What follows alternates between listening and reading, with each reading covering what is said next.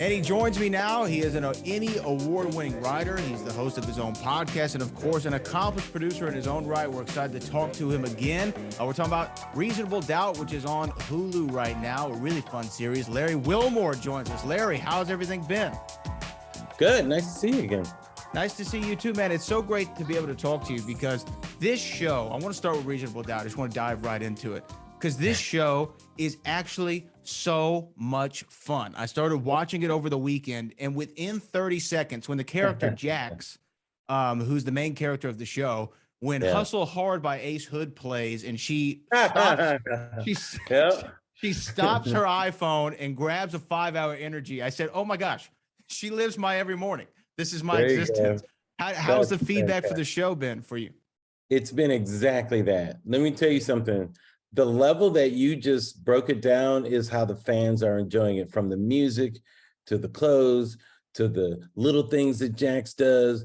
They're projecting things of what they think, is going to happen, but they're in a relationship with it, which is so much fun, right? They're not just watching it. They immediately got in a relationship with it. I think the funnest thing is, Michael Ealy, who's in the cast, and people love Michael Ealy. As soon as he comes on screen, and Black Twitter is all over. It's like, Michael Ealy is coming out. Some trouble is gonna happen. Girl, don't let him in your house. I mean, it's so much fun to have. I usually do comedies. It's so much fun to be involved in like this soapy thriller that I've never kind of done this type of thing before. Well, it's definitely a soapy thriller, but it's also a funny show. Like, I mean, it's got an element of comedy to it because Jax is so confident. She's real. Yeah, she's real. Yeah. It's crazy. She actually, to me, the character comes across as somebody who you would actually find today working in a law firm, but also not 1,000%. I don't know, not keeping to what we think of as the societal norms of this defense attorney. She's very, very real. I mean, what about this project? Why was this the one that you said, okay, yeah, I want to work on this? I'm normally a comedy guy, but this one speaks to me. Well, it was a couple of things. I was at ABC Disney Studios when we first developed this. It's been developed for a long time, and Kerry Washington had her company there, and I thought, man, it'd be great to work with Kerry. And they brought this project over to me. They were working, trying to figure out a deal for Sean Hawley, who she had tried a couple of TV shows before that's kind of based on her life as this badass attorney who she is. She started her career as a public defender, worked with Johnny Cochran. Now she's like a superstar attorney, that type of thing. And she's a great lady. She's got so much charisma. Like she's not Jax, but what you see on screen is not Sean now. But it was kind of based on her. And when I met Sean, her charisma and her point of view about the world, it wasn't what you would expect. It was very kind of contrary. She kind of follows her own path, but in a very interesting world. And I thought, yeah, if we do a show based on this character, it would be awesome. And the first way we developed it was as a network show, and it was more typical, the type of thing you would expect, right? Where, she has to be a hero all the time. She got to save the day all the time. But that show didn't go. And when we had to reimagine it for streaming, Ramla Muhammad, who's the writer and creator of it, she said, she's going to get messy. This girl's going to get real messy. She's going to be real.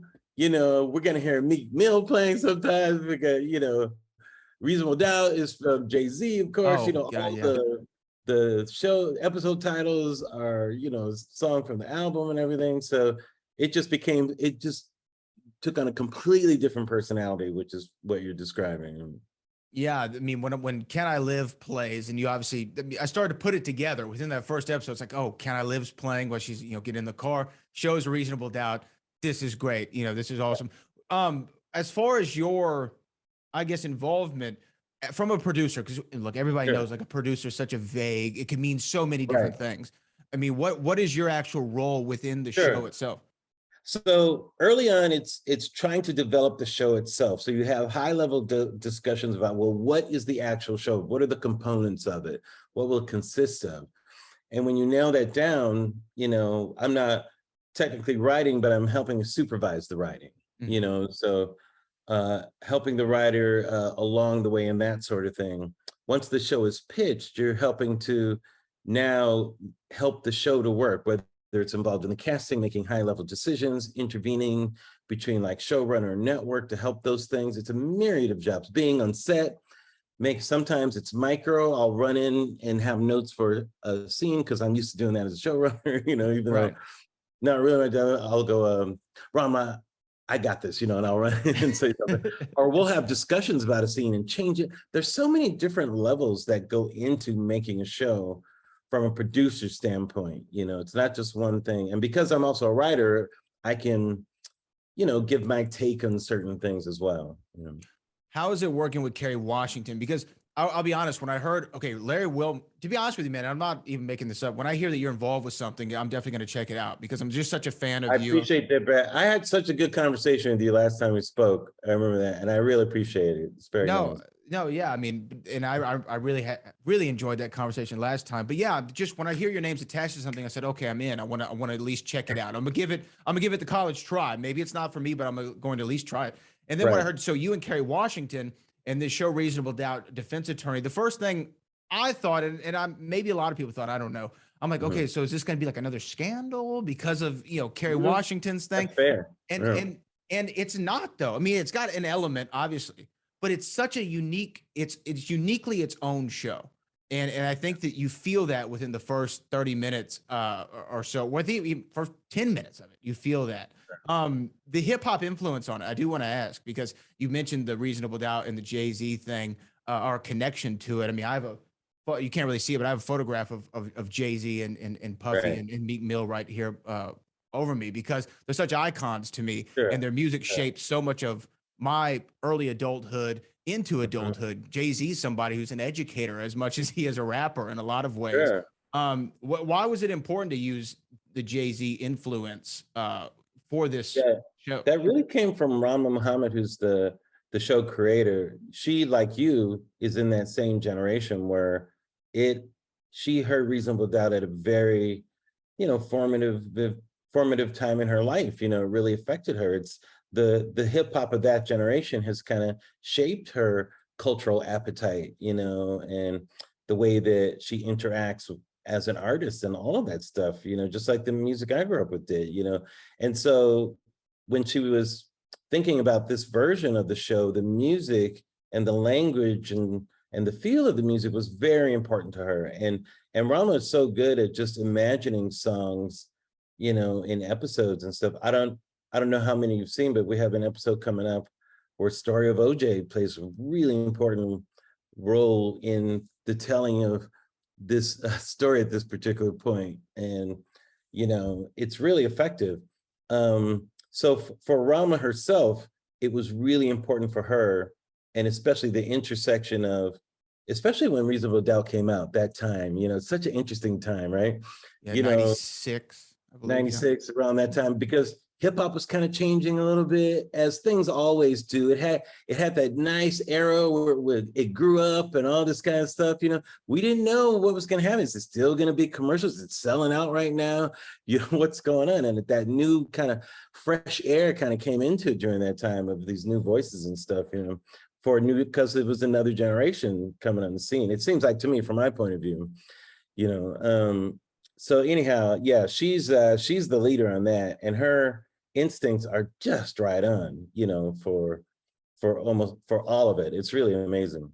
Yeah, and I really liked that this show did go to streaming. I mean, it could have been on a HBO or show service like that, but for me on streaming, any premium television to where you can kind of really go there. I mean, I just love the dialogue. I mean, I know you said that you come in and you supervise the writing, but I don't know, just when when in the first episode, Jax is talking to, I believe it's her secretary or assistant or whomever it is within the show.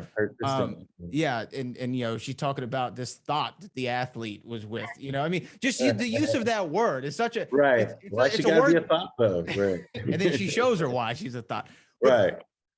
to me, using that language is something I actually haven't really heard a lot on I really haven't heard a lot on television. Is that a Right. conscious effort to tap into the culture of today? Because I mean, that's a very Instagram, TikTok vernacular. The word thought. Yeah.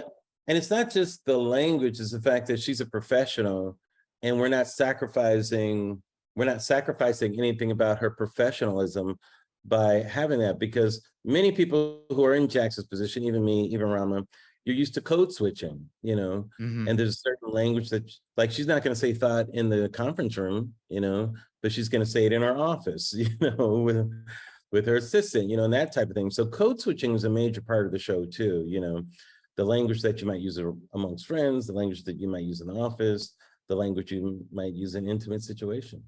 Yeah, I mean, I studied that in college, communication accommodation theory, of how we alter the way that we speak, the vernacular we use to more relate to the situation that we're in. Sure.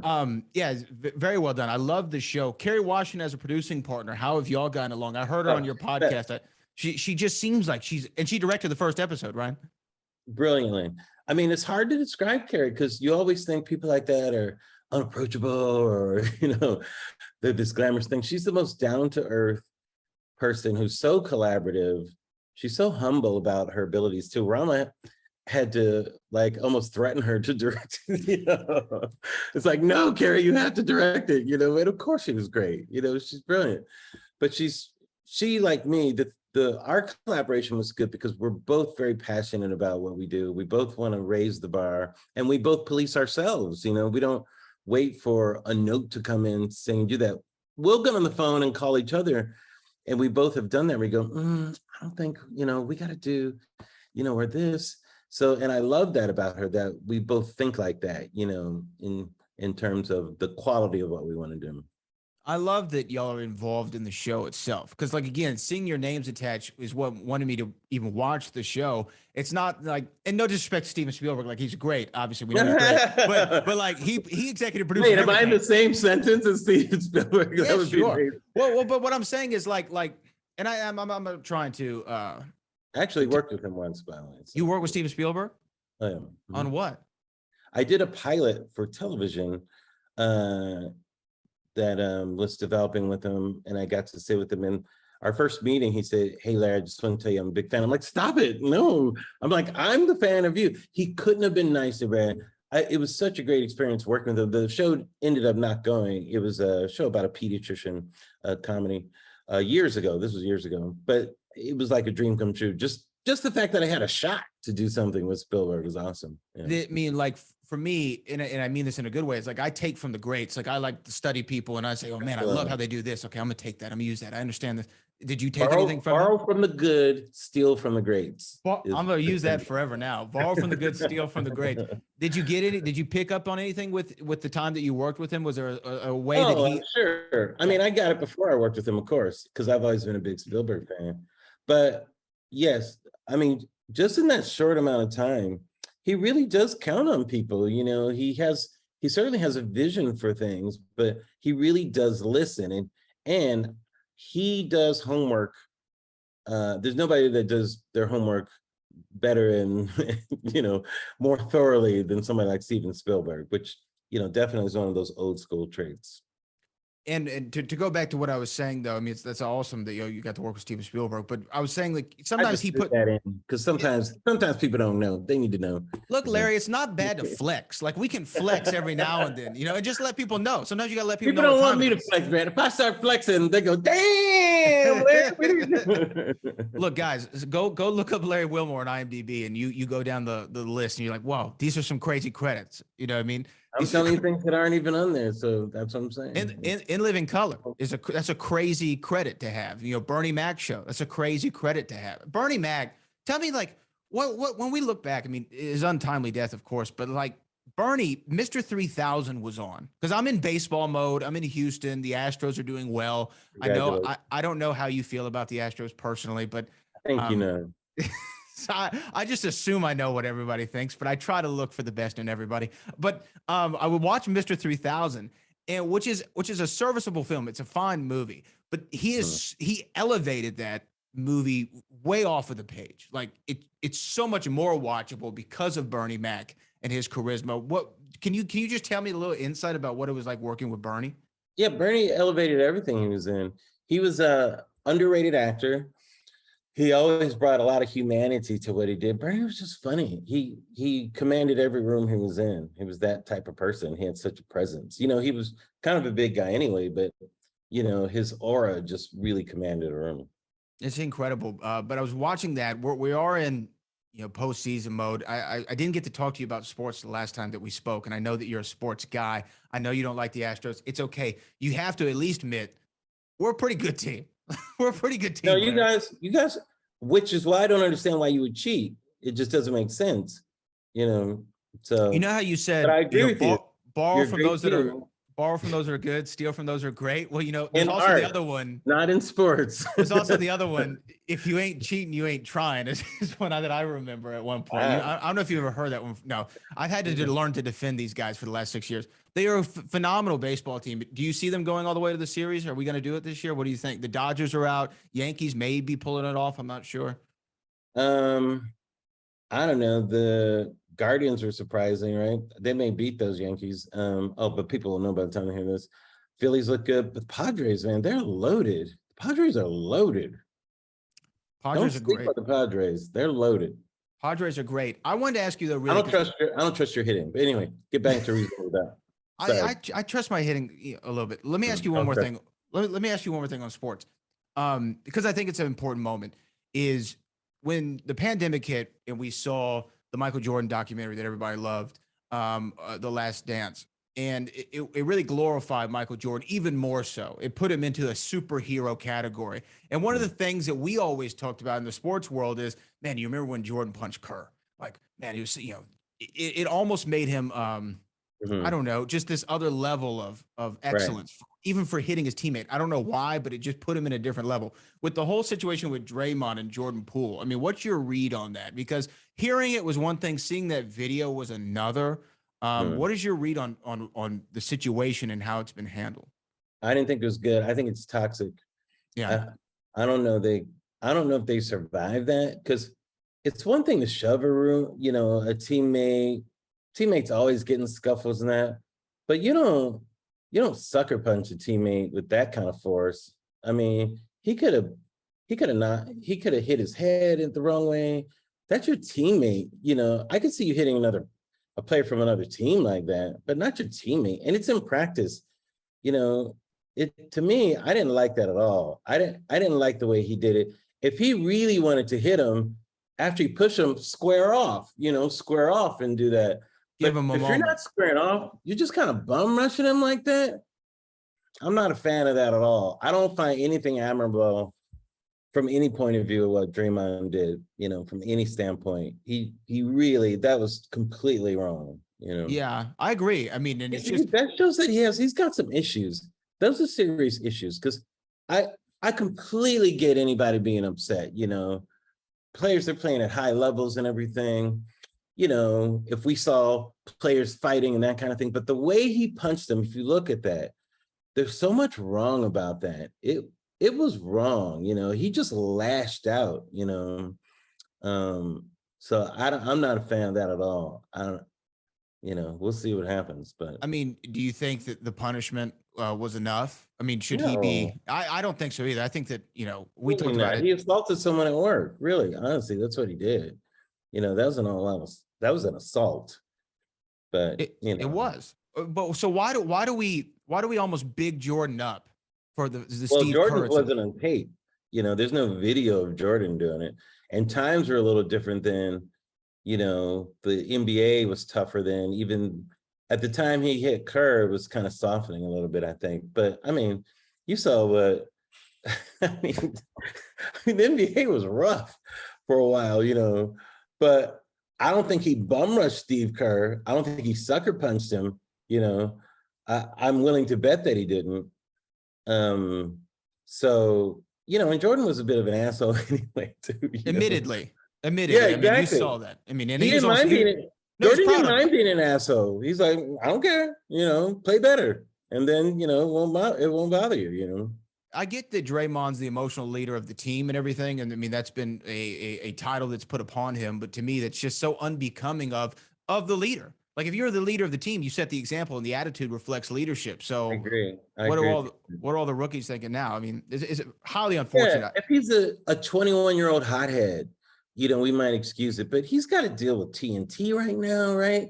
He should be an elder spokesman for the league right now. He should be leading by example. We don't mind him getting hot-headed and that kind of stuff. Like I said, if he did it to a player on another team, I wouldn't like it, but I get it, Sure.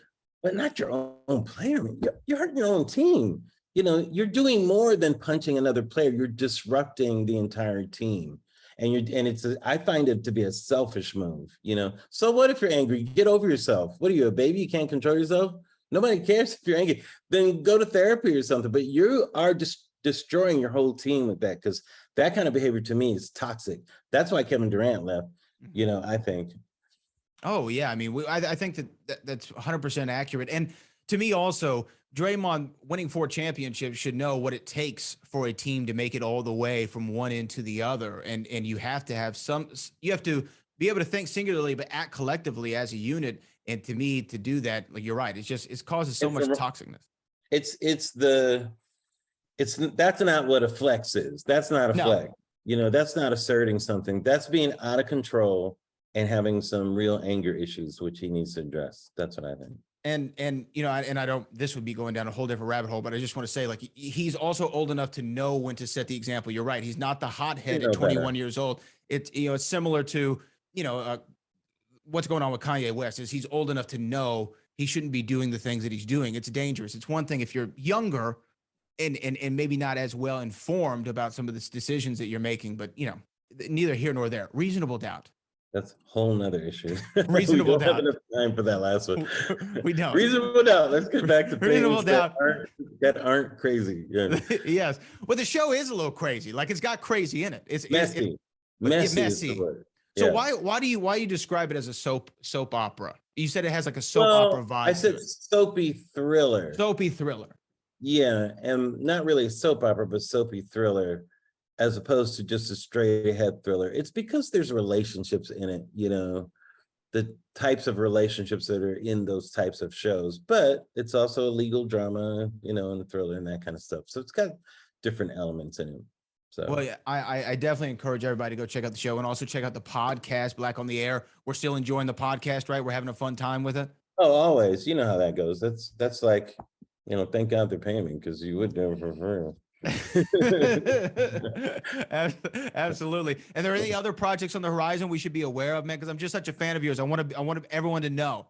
I appreciate it. There's always something percolating, nothing to announce yet, but I got a few things coming down the pike. But this is the one that's in front of people right now. So Reasonable Doubt drops every Tuesday on Hulu. So catch up now. There's about 4 episodes out. I think the 5th one drops this week. So it's a fun show, guys. And there's only 9 episodes this first season. So there's some good mysteries to be solved right now. There's a lot in the show. I mean, again, I'm already all in. I'm gonna be watching everything, every episode as it drops. Everything that Larry Wilmore does, Gilmore is going to support Wilmore. That's how we do it, right? That's what I'm talking about right there. It's just one letter separating us. That's all it is. We're not so different, you and I. We're not so different, you and I.